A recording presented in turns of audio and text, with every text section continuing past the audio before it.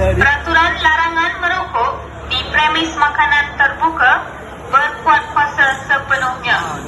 Perokok yang tidak mematuhi arahan boleh dikenakan kompaun sebanyak ringgit Malaysia RM250.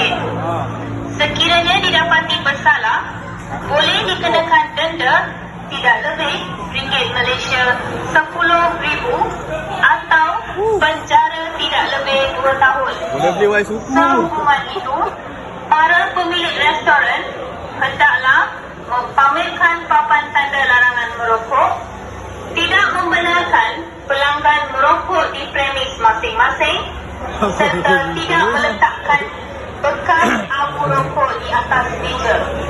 Larangan merokok adalah untuk melindungi masyarakat daripada bahaya asap rokok.